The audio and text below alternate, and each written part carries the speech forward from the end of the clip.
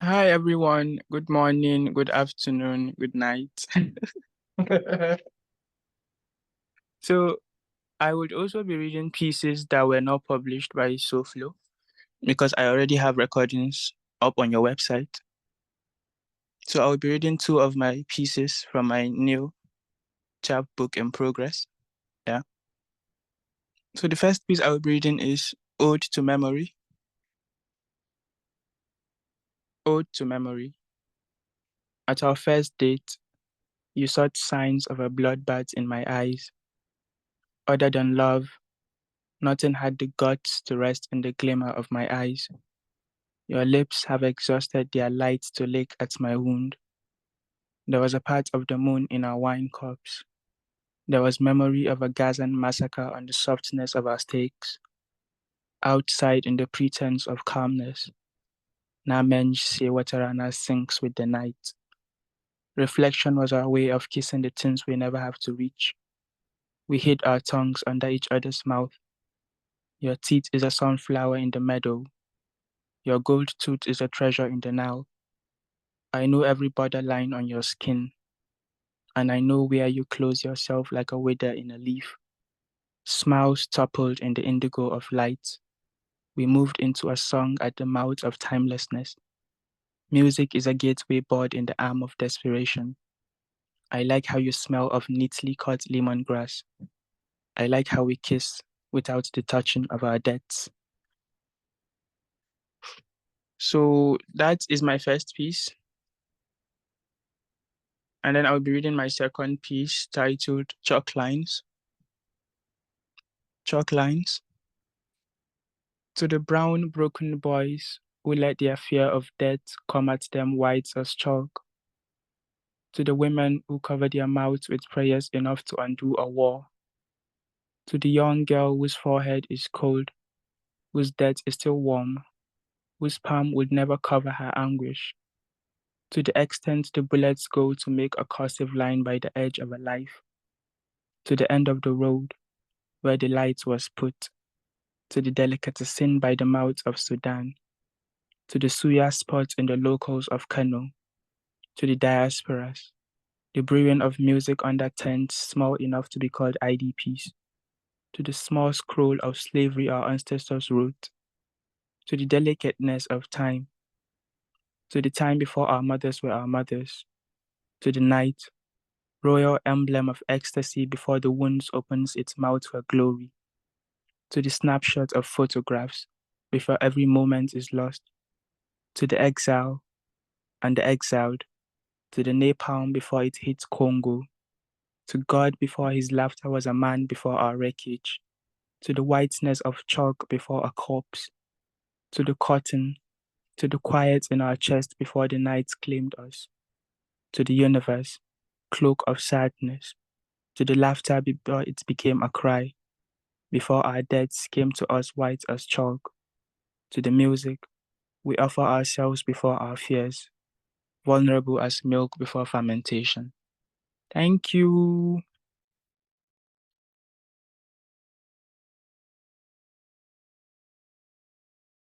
I'm going to return a little bit. This is kind of a global climate change poem. It's called Obad for Longing. There are still songs to be sung on the other side of the human. Even as paradise turns to winter, the whales disappear with their soundings.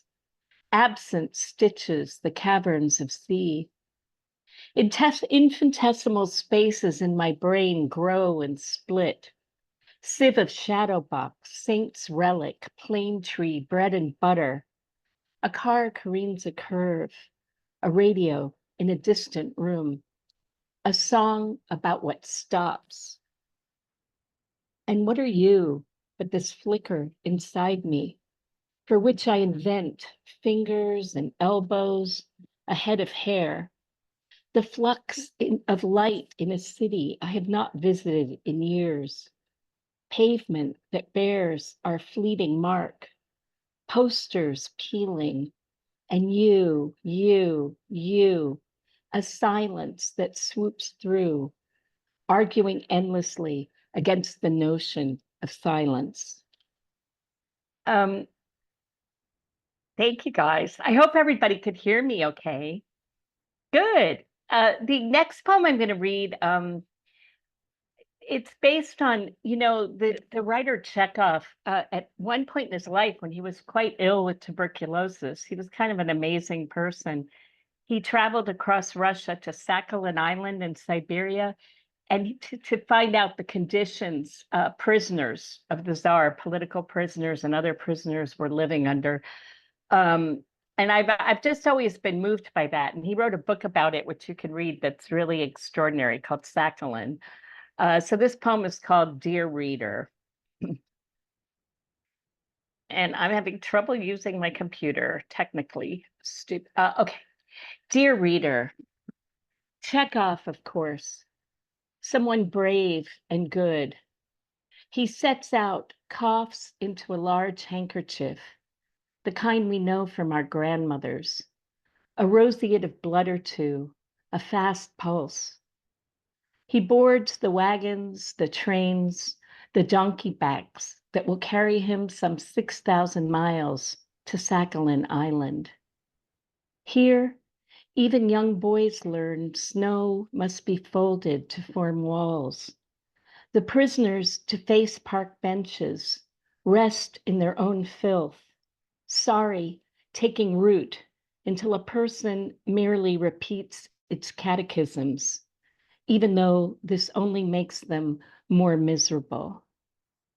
Have you never been there, wanting only to scrape your name in the dirt, rend whatever is put in your hands? Easy to misread, though Chekhov did not. Understanding for every scrawled no, deeper inside, a bird of fire flickers with ghost desire, to drink in every morning as if it were new. On the way home, he carries 10,000 testimonies, a slight sick vertigo as he writes of lives iced over, the ones who sink into their beds each night with only a hunger to cradle. Dear reader, it is a skill to hold oneself apart, to report only what is and not what one might will or hope. Chekhov, who writes, "Don't tell me the moon is shining." Thank you.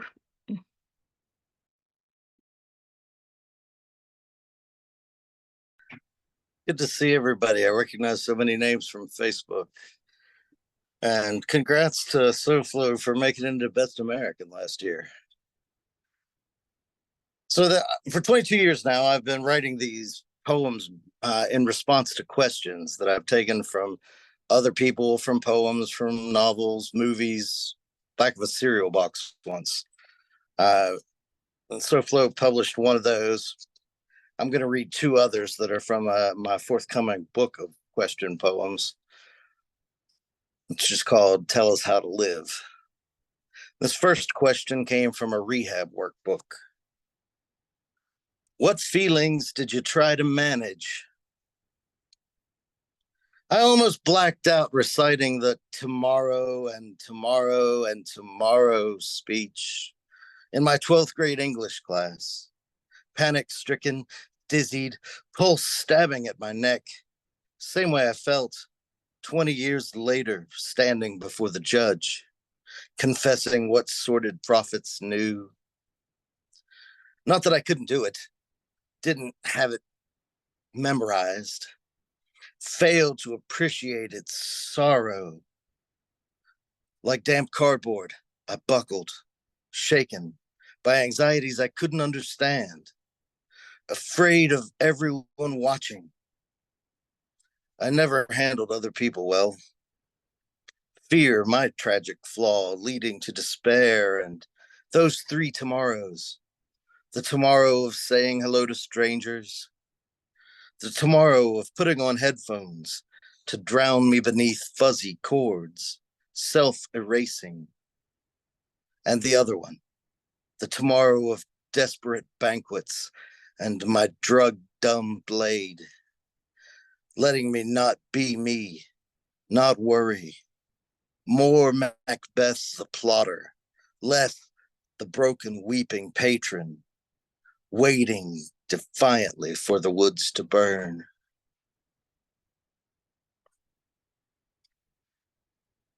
And the second question comes from a Facebook friend of mine named Marnie Wilson.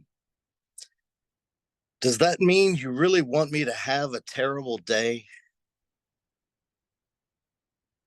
A terrible day is the one we won't see coming. It doesn't slap us around. It silences shrill cries of those finding us absent from our tender boxes.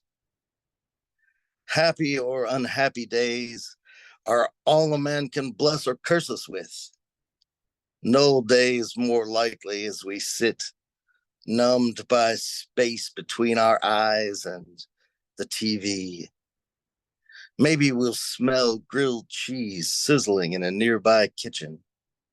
Then perk up, though hunger waits for us to fade our moods. Next, a doe dashes through the yard, trailed by two fawns speckled like photo negatives of still life with chocolate chip cookies. That's what I wish for you, friend. A 3-deer day with grilled cheese and baked goods, even if that was yesterday. The same again tomorrow. It means the terrible never found you. You scuffed your bike, but survived your Snake River Canyon jump. Felt energized with thrill, even if you broke a bone or two. Thank you.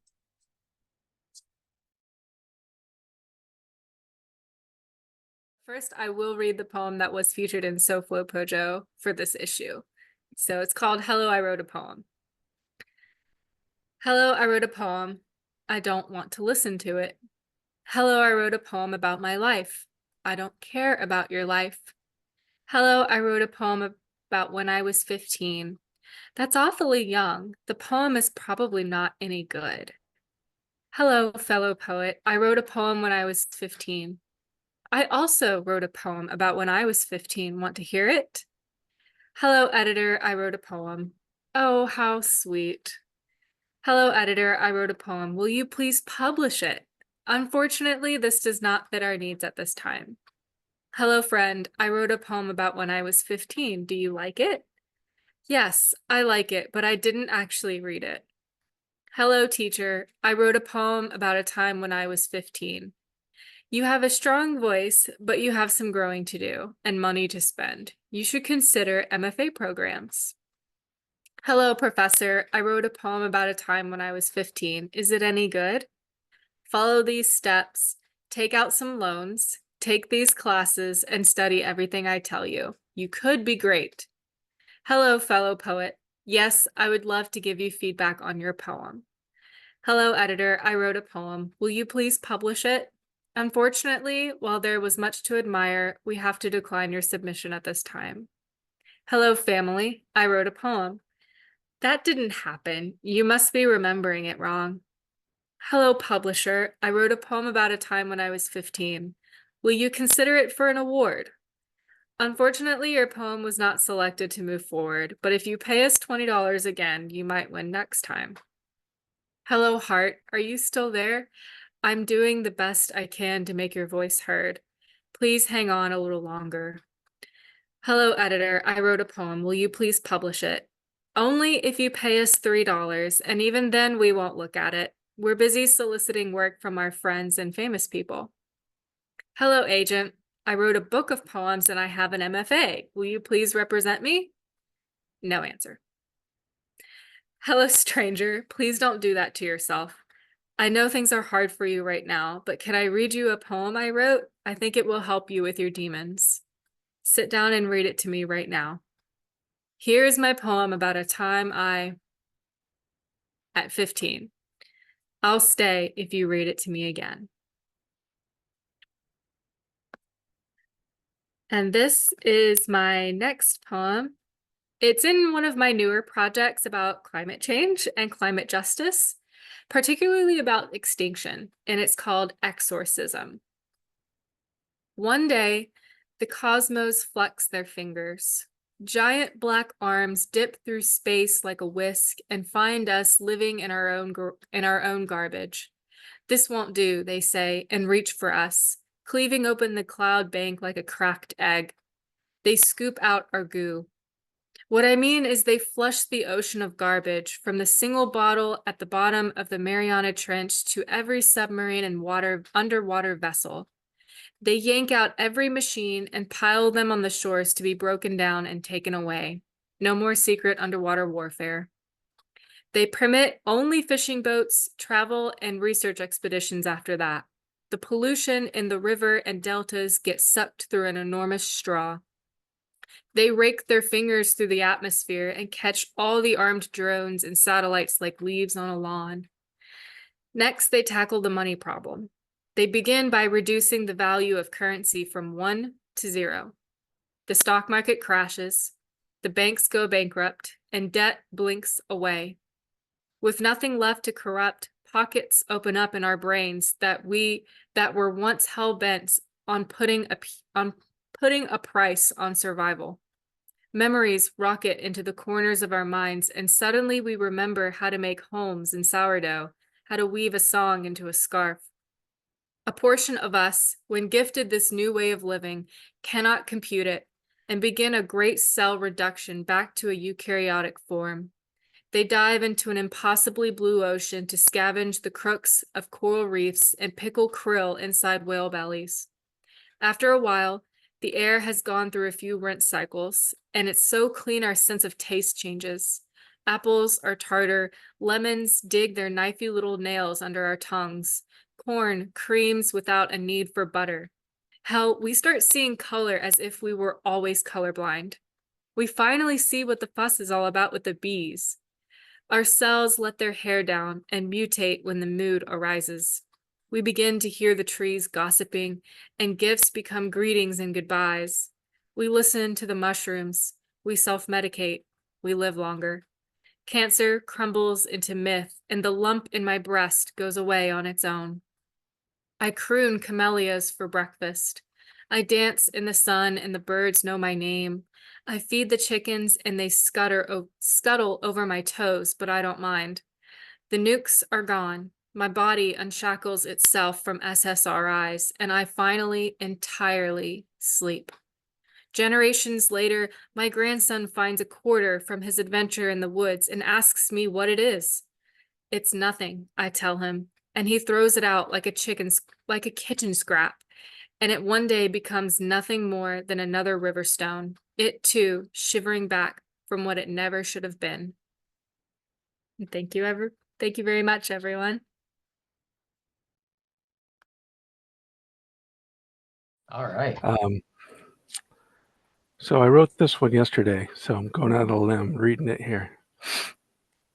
There is not much use for poems. If I hand them to people, their arms liquefy like a casual death. If I speak them into the air, the ghosts vomit in the suffocating light. If I bring them out of the forest, the gold stains my teeth blue. I will bury them in a rat's sarcophagus, under the version of myself who listens to the quaking inside all of the objects. I dig my throat into a blood pit. I drop all of the skin there, and my body quivers as it falls. All right, so these next two are from an upcoming book with Glass Lear called Sapphires on the Graves. Sparkle. There was a time when I wouldn't notice the flash and weft of sun on water, back when I didn't need to notice God in the wind, back when I didn't need tangible evidence, back when I could just be unholy walking with the thunder and the broken psalms. But now I know I am broken and faithless. Now I must collect each strand of light as it falls and weave it into my splayed chest, a threaded rosary keeping all the brightness in my blood. I must do this because I have to laugh with my children, because I have to show them there is music on the black waters, that there are sapphires on all of the graves. Last one, silver. I realize as an artist, I don't have anything to hold. A guitar, a brush, or lightning rod, or hate, or needle, or cross. The only thing I have is a hole inside of a body, which makes all the bodies open into the earth through aluminum legs. All I have is nothing, a light. I was once beautiful as a ripped container. My eyes pleading with the sky fabric to rend open, pleading to others who don't belong here in a body, but are stuck behind glass lenses. I can almost taste you as I look into you, the desperation to hold meaning or hold oblivion, the passion for symbolic beheadings in the laundromats, for poetry fires inside tilting mannequins, for testimonies of horror and truth near the cold cuts, for bashful dances in the morgue, for long silent screams at the backward hail, for cutting open the meat and finding a silver thing wrapped in plastic, a cereal treasure, for you without your titles, naked, split ear to ear by new prayers, for God the interloper and the breath now sweeping in and out of these air-gapped pockets. My chest a torn report card. I have this wound and it drapes in stars, cinnamon, crushed fear, the shields flush, wind-blown chiffon, the locks unnamed, in the grand bleeding. Thank you.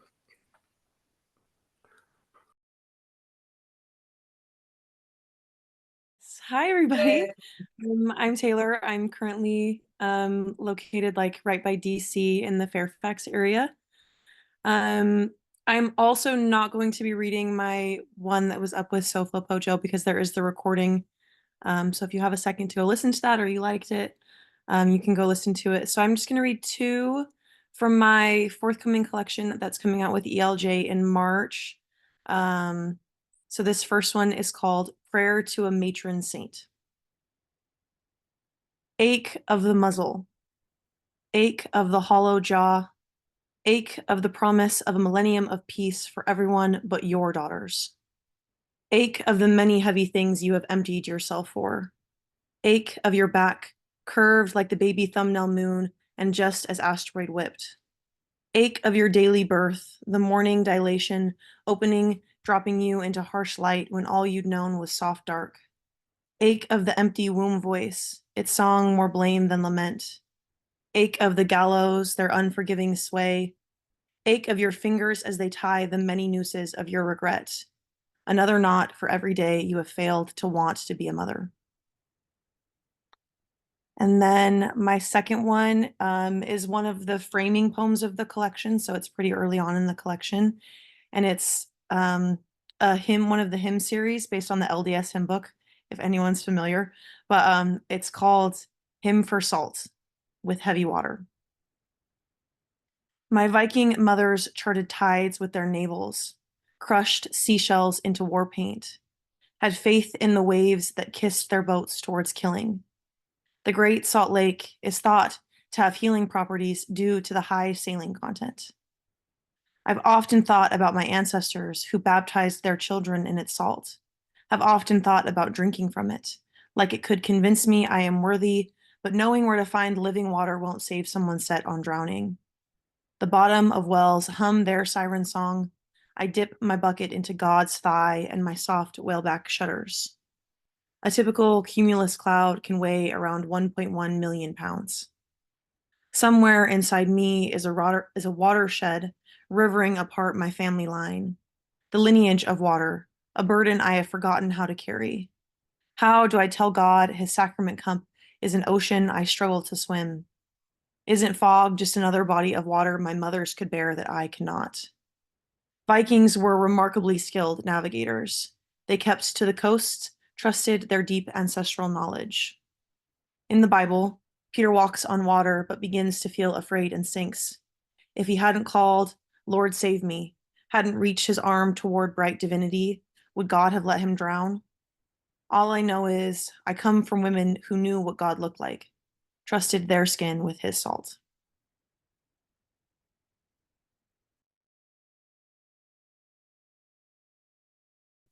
The first one I'm going to read is called Ode to Endless Summer, and it was originally published in the Cimarron Review.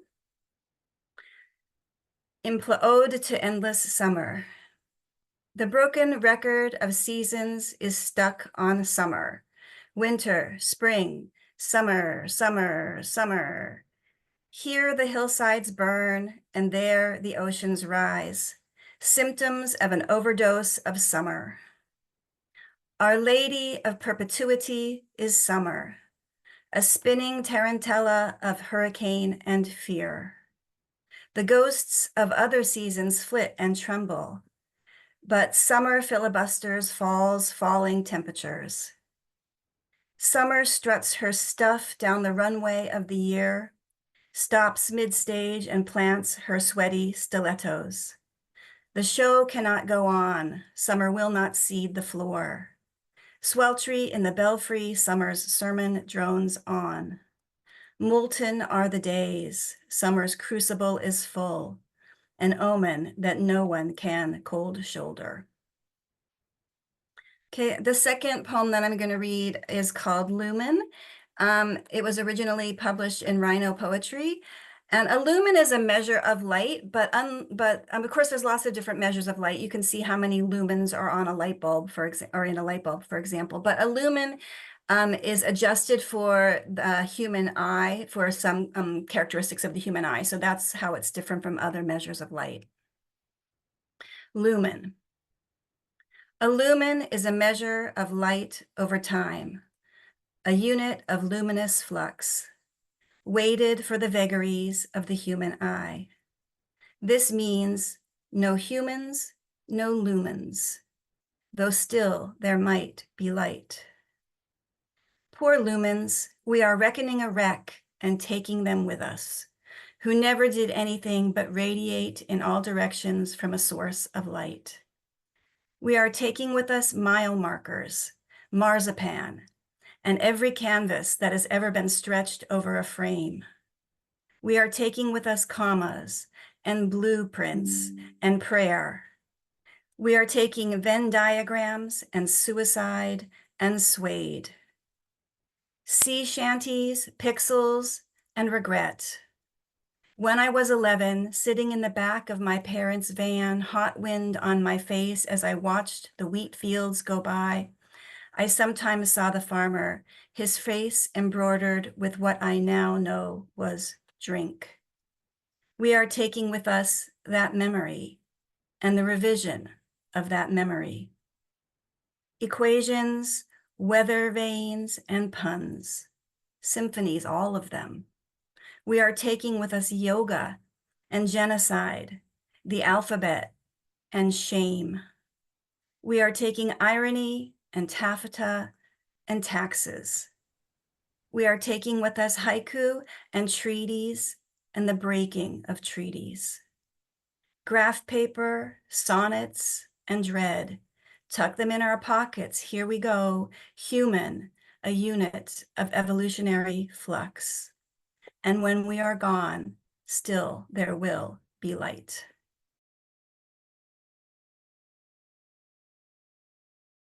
I'm really happy to have my poem as a part of this issue alongside everyone's amazing work. I'm really proud of that poem. I'm not going to read it because there's a recording, like everyone else said, but if you want to, go take a listen to my recording. And instead, I'm going to read 2 newer poems. Both of these are forthcoming in the Shores next issue. Yeah, so I'm going to get started. The first one is called Yes, I Made Love to a Man. Yes, I made love to a man. He loved me because I always leaked blood. And yes, I let his hooked fingers enter me. And yes, I was always looking up, but not at him, past the ceiling at the sky. And yes, my whole body dripped sweat like it was trying to escape itself. And yes, the crashing together, the splitting like a struck tree. And yes, I died, and what was it I wanted? What was it I came here for? I think I wanted to be saved. I wanted him to make me ask for it. Thank you. And then this is my second poem. It's called July. My friend Virginia is falling in love, and I'm learning to live in my body again. Some days I wake and just get in my car and drive, because why not? There's nothing and no one to stop me. For the first time, I'm unequivocally alone. There's this place in the road where switchbacks break into open fields and the sky looks like an invitation. All my life, I thought I was a vessel for grief. I looked too long in the mirror, reached for everything sharp. Sometimes my only blot of happiness, a man I didn't love. But something new is blooming. I feel it in the morning when I drive between pastures, roads straight as the barrel of a gun. After dinner, when I drag my lawn chair into the street to watch birds make shapes above the basilica. In the dark, when I let you wear my body like a borrowed gown. At first, I didn't know what it was. Joy rising inside me like heat. Thank y'all so much. And thanks for having me again.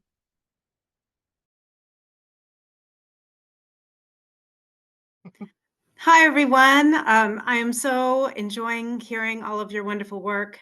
I'm going to read a poem that is not in the journal for the same reasons that everyone else said, because it's already been recorded. So I'm going to read you a poem called Sisyphus's Unnamed Wife Vacuums Deserts for Minimum Wage. And this was first published in Stone Circle Review. In the story, no one knows. She gets up before it's light, makes instant oatmeal, fills her flask of water, unplugs and lugs her vacuum charged and ready to inhale. The car won't start. It has been stalled 1,000 years. And so she rides the bus to her department of the desert, walks to where she works, dustbuster bumping every hardened rut, begins. Drenched in sweat, within 5 minutes, she thinks of Sisyphus, his gritted teeth and silicated tongue straining slowly up the rise. He's held his rock so long, she thinks he has forgotten her own name. For centuries, she's been too tired to remind him, too busy sucking and disgorging dunes to shape the words. Heat rises, breaking waved mirages on her skin, the vacuum handle slipping, sweaty in her palm. She squints through shimmer, almost glass, almost mirror. If she let herself reflect, maybe she'd be another woman, one who could unbind her hair and snake it free. What if she could excavate until she found a buried voice, one loud enough to call herself by name? Sand spreads out to meet the heat-bleached sky. Her filters clogged again, sand in every swallow. Far off, her husband's figure goes on heaving up a hill. He won't look up. See, she's also trudging, also sinking, flayed by desert light. She lets the hours drift, their desiccated bones. She could refuse to work, of course, but rent and food and one day fix that frickin' car. The grit of crystals stings her skin. Tonight, the rock will sit there silent at the table. We'll roll with them to bed. Undressed, the wife of Sisyphus looks in the mirror, sees a sand-filled hourglass.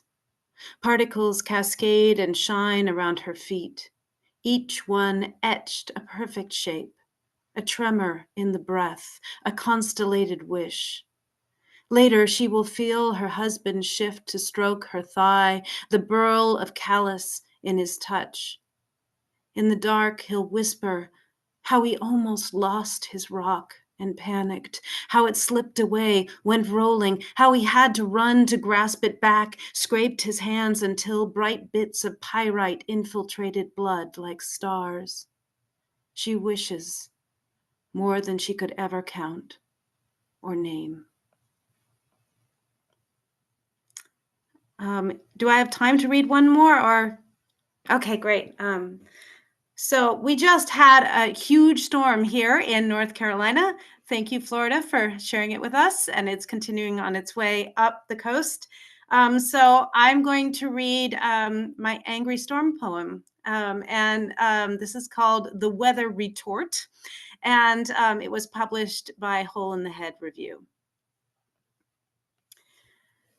I tell you, thunder belly, cumulonimbus inner ear, royal of pressure rising, You reply insipid drizzle, muggy dew point skinned with natty scum. You're a supercilious mistral, stale windbag full of fug, shallow oil slick of a puddle.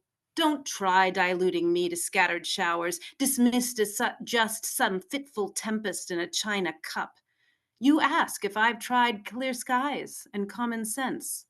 Batten down your stale toupee. No one wants to sniff your rehatched whiff, the dank that underarms your ego.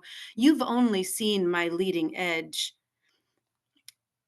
In the calm before, you could have sensed a supercell, a flanking line, an anvil, yet you never took the time to overcast your eyes. Don't you dare go back and diagnose me with precipitation after rain is drenching down. Advise that I should see someone for my convective complex. Shut your ornamental shutters. Tornado's on its way. This storm is coming in. Thank you.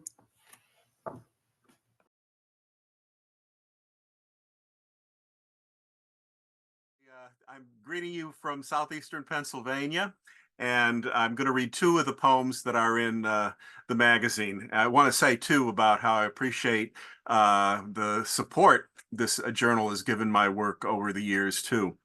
The first, I'm a gardener, so this year I've grown 2 Peruvian lilies, and the garden always inspires some writing. Peruvian lily. In the afterlife, Anne Boleyn, holding her head, welcomes me to heaven. She looks much as I imagined her to look in the 1530s, except she wears more contemporary clothes. An angel escorts me to my cold and drafty mansion, unkempt. The angel says that all of my neighbors love God, and I'd better be like them or they'll come after me, just like when I was alive. I ask where Betty Davis lives. He doesn't know, says he doesn't watch movies. Bliss is all the drama he needs. It's nightfall, but still light. I need a railing of darkness to cling to, remembering my red Peruvian lily back on earth, just open. I like to write ekphrastic poems too, usually about paintings or some form of viewable art, but often music as well. And this one is based on an assemblage by Edward Kleinholz, and the poem is called The Weight. Doris sits under her grandfather's picture, dead for 50 years, yet present as the sewing basket by her feet. Grandfather, a train coming right at her, day after day, hour after hour, never stopping. Surely someday he would stop. He never did. When he died, grown-ups told her he went to heaven. She thought that must be the depot. What if he didn't go to heaven? Maybe the train shot out toward the stars, any place other than Earth, with its burning fences that rebuild themselves when the first red rose gives the order before losing its first petal. Thank you.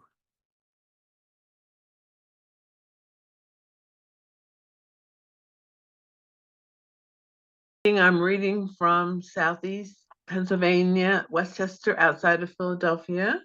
I'm going to read a poem that's going to appear in my forthcoming collection of poetry called Oxygen 2, which will be published this fall by Aquarius Press Willow Books.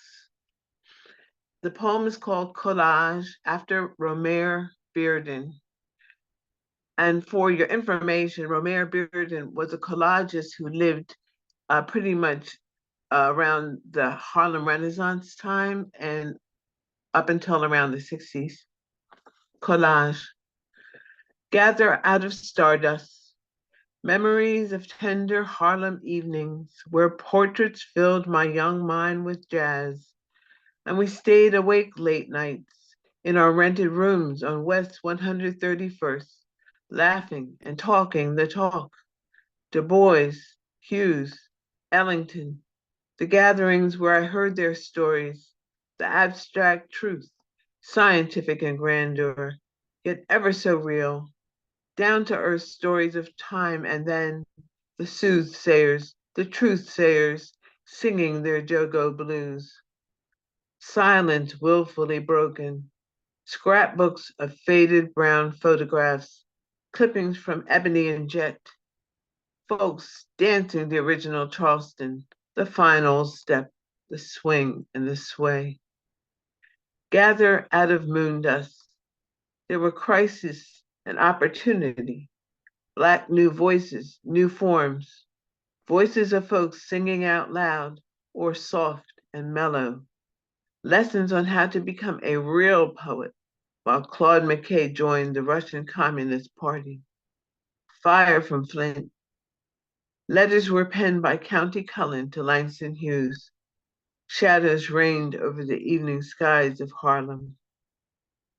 Gather out of sky dust, a time for the new Negro, for Pullman porters to unionize, and for Josephine Baker, chanteuse extraordinaire, to float on her wings of gossamer silk and satin. Blues warbled from ebony flutes, while poor folks sold their fine clothes to the Jews. Was Christ black? Did angels really play trombones for God in a black, brown heaven? Gather out of song dust. Do we owe it all to Spingarn, Knopf, or Van Vechten? Or was originality and improvisation our sacred creed? As I gazed from the windows at the skies of my fading youth, all I could see was fire. I wanted to hear the Blackbirds Orchestra wild on a Saturday night, to hear Go Down Moses sung in church on a Sunday morn. Wanted a style of my own, to become Emperor Jones, Daddy Grace. Thank you.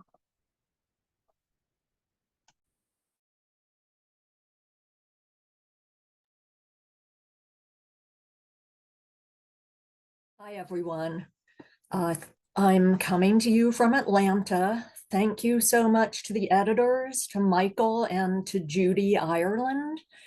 And thank you to everyone who wrote the poems in the latest issue. I'm so moved by what I've read.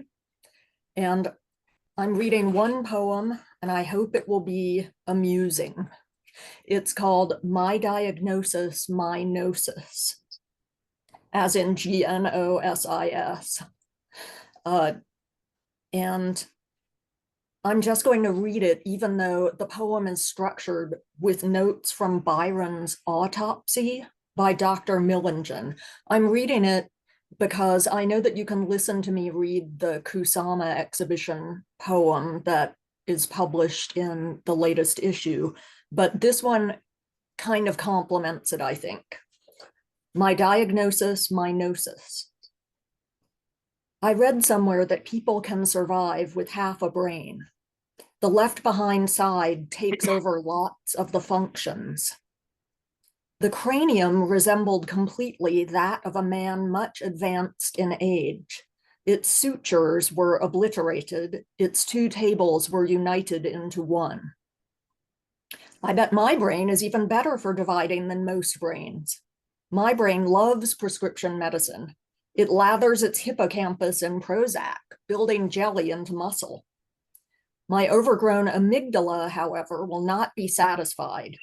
He screams and cries and kicks his feet, while the cortex stands observing, arms folded over her cortex chest.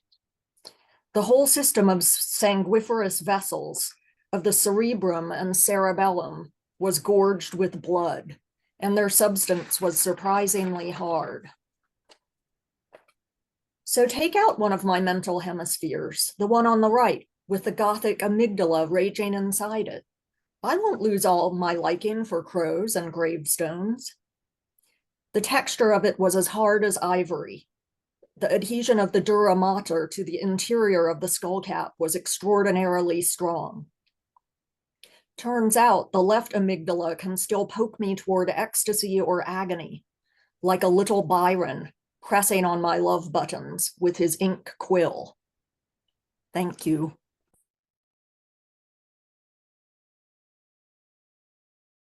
Thank you. Thanks.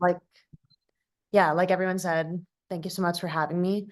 I'm in New York now, but I lived the first 18 years of my life in South Florida. So I have a lot of love for it. Yeah, like everyone said, I'm gonna probably read two that aren't in the issue, but that I've been wanting to read. This first one's called All This Time Away. Calves suckle the instant we pass. Pure coincidence. Humidity in the room still thick from the stroke of it.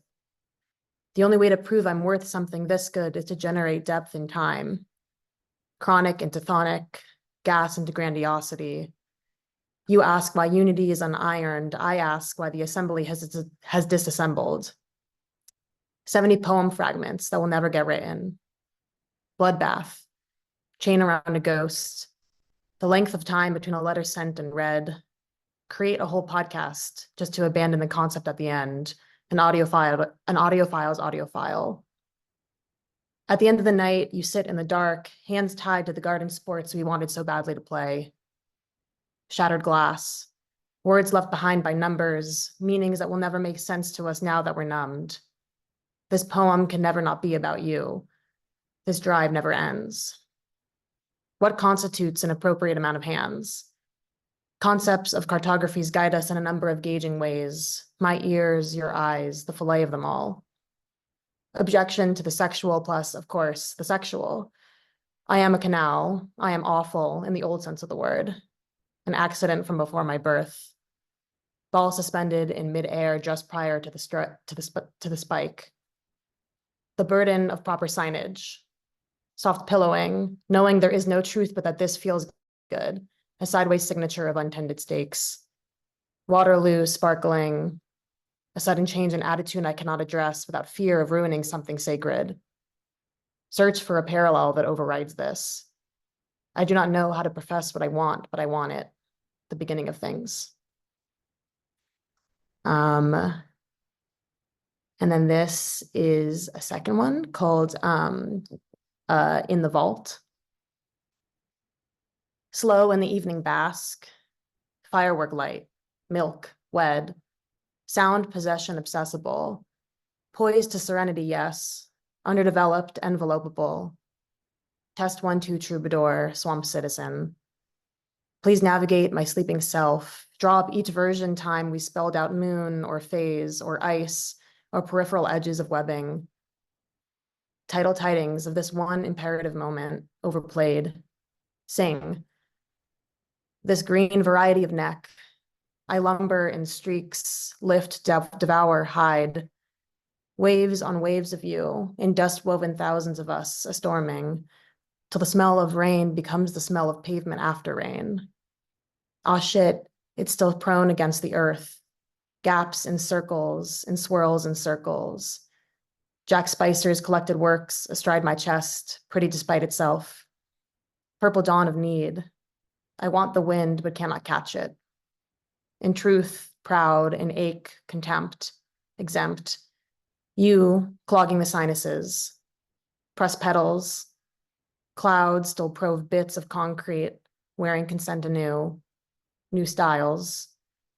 My apple-embedded spine rumbling about, standing, still straight, addressing us both. This green-tinged mouth, among teeth and sugarcane. This sous chef. This spot where you could turn to return. Love no cross but the shadow of one. Druids dropping little elegies, like letters across the crater-ridden floor. Thank you.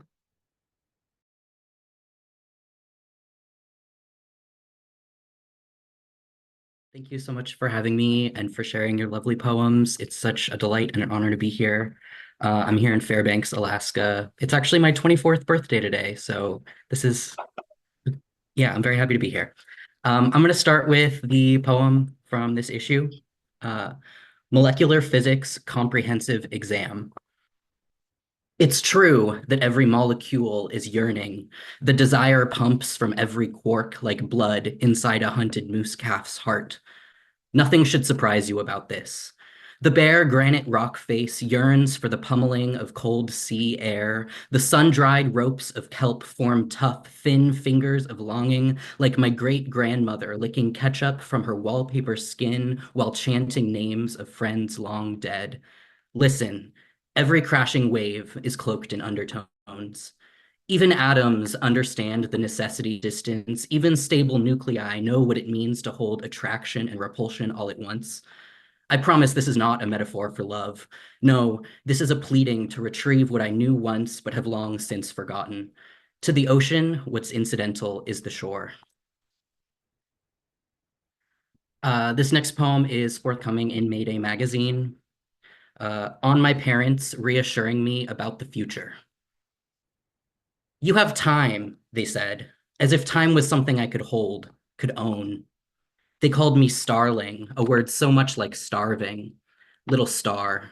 In my earliest memory, I'm spreading toothpaste on their comforter, sticky, wet medallions of green, purple, gold.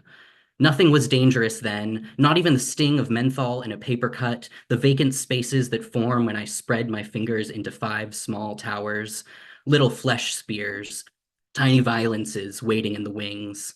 I keep having dreams about dying, over and over, drowning in a sea of thick white paste, calling out for my dead brother, believing I can save him. There is no going backward.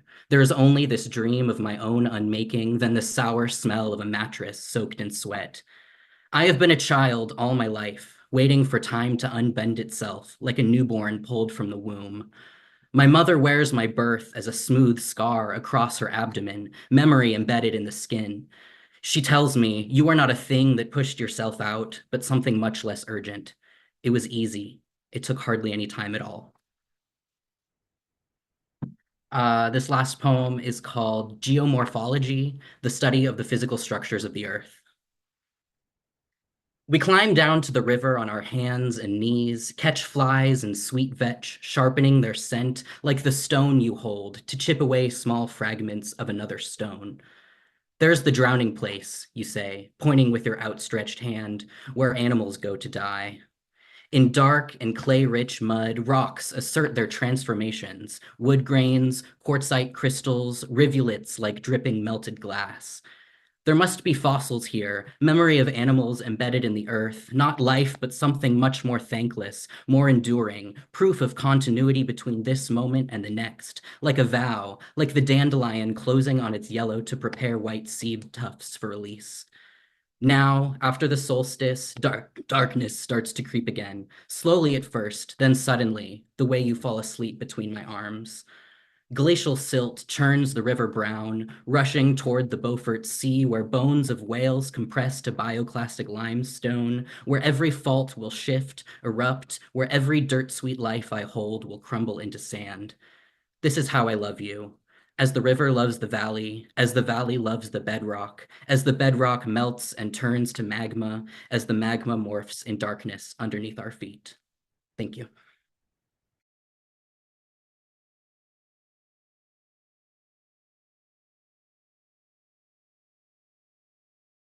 Hi, thank you so much. Can y'all hear me? Okay, the first poem I'm going to read for you guys, in keeping with the earlier theme of climate change, and since it's hurricane season, I have a hurricane poem for you. This is from my first chapbook called Queen and Stranger. This is called Aftermath. It is easy to forget that everything shattered was already broken before the storm blew through, already had within it a penchant for flying apart. You have always been sweating alone in your soggy living room, listening to the drone of your neighbor's generator. You have always been burning your last drop of gas while in line to get more. The milk in your fridge has always been souring, just a little more slowly. You have always been searching for a signal, waiting for the grid to be restored, the tower to resurrect.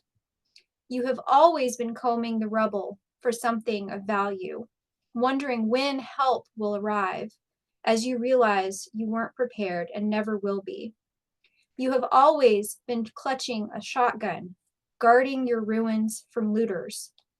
It is only after the air is quiet, you know that the trees have been waiting their whole lives for wind to uproot them, as though the prophets were right when they said there'd be reckoning, as though God had howled through the rain, he'd sooner blow your rotten house down then let you back in it.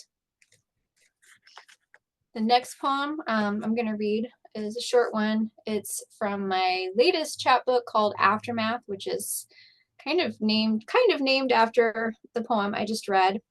So since it's so hot here in Florida, I'm going to read kind of a cold poem.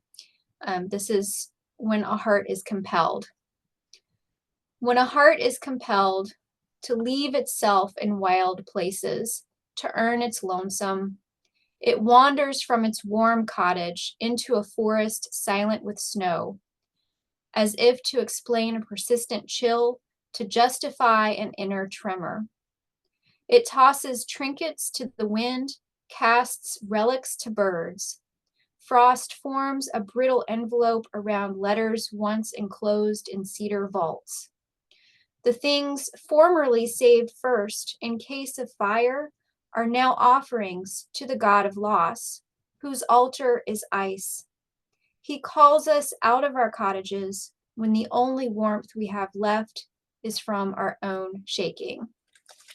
Thank you so much for having me. I really appreciate this. The poem that was published is part of a book that I'm working on called Infinite Baffle. And it's a book of automotive themed poems. So I'm going to read just one of those. And it's called Schematic of a Marriage.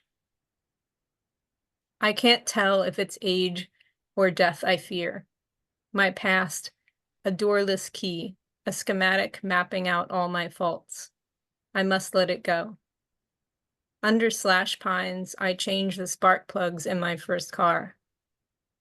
15 years have passed. She no longer runs as well. I'm searching our bodies for flaws or for wrinkles, gray hairs or headlight fog. I feel lonely. Help me trace these wires and find the fault. With this piston ring, we're joined together. I never give up, even when I find the rust. With your help, I can buff that out. When we first met, I chose to trust your kiss. The frame of our love seemed able to hold, but I spilled oil on this schematic, and you refused to see the pinhole leak, the gasket breach. You wouldn't listen. My body became a map of your doubts. To solve a problem, isolate its circuit. Each wire leads like a road to a city, but no manual provides any clues. I trace the wires with a highlighter, looking for what went wrong after I do. After we left, a bouquet in my hand. I'm not sure I know you that well. You turn away in the dark.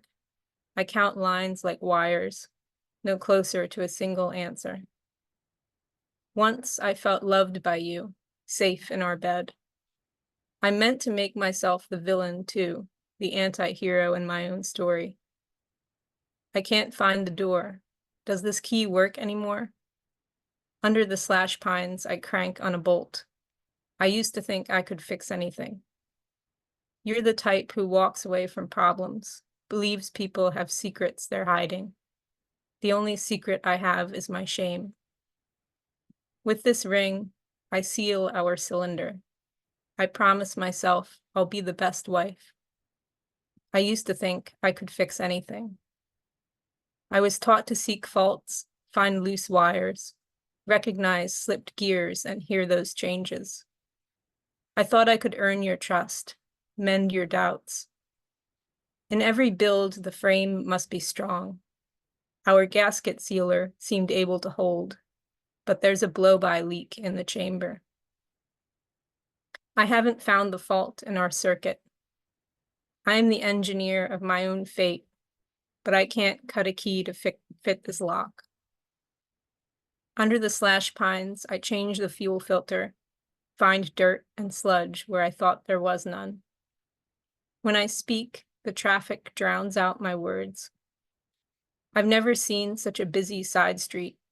It makes the vintage Coke bottles tremble, the ones we found for free at a flea market.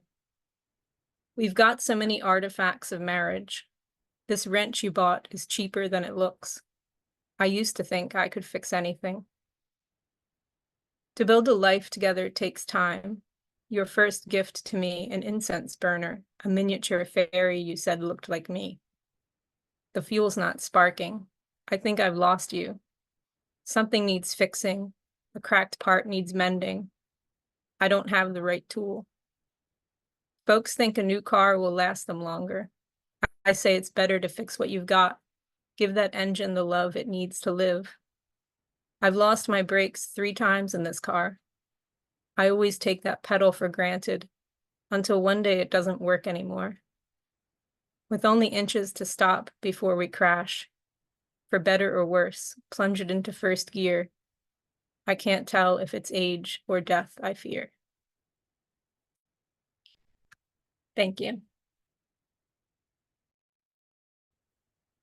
Chalk lines. To the brown, broken boys who let their fear of death come at them white as chalk. To the women who cover their mouths with prayers enough to undo a war. To the young girl whose forehead is cold, whose death is still warm, whose palm would never cover her anguish. To the extent the bullets go to make a cursive line by the edge of a life. To the end of the road, where the light was put. To the delicatessen by the mouth of Sudan. To the suya spots in the locals of Kano. To the diasporas. The brewing of music under tents small enough to be called IDPs. To the small scroll of slavery our ancestors wrote. To the delicateness of time. To the time before our mothers were our mothers. To the night, royal emblem of ecstasy before the wounds opens its mouth for glory. To the snapshot of photographs before every moment is lost. To the exile and the exiled. To the napalm before it hits Congo. To God before his laughter was a man before our wreckage. To the whiteness of chalk before a corpse. To the cotton. To the quiet in our chest before the night claimed us. To the universe, cloak of sadness. To the laughter before it became a cry. Before our deaths came to us white as chalk. To the music, we offer ourselves before our fears. Vulnerable as milk before fermentation.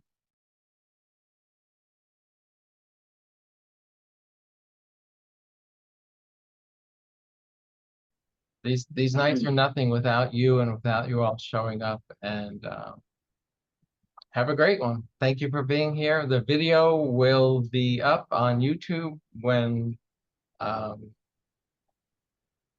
I professionally edit it. That's it. Thank you. Thank you all. Good night, everyone. Have a good night, Good night. everyone. Thanks to everybody who read. Terrific. Wonderful reading. Really wonderful.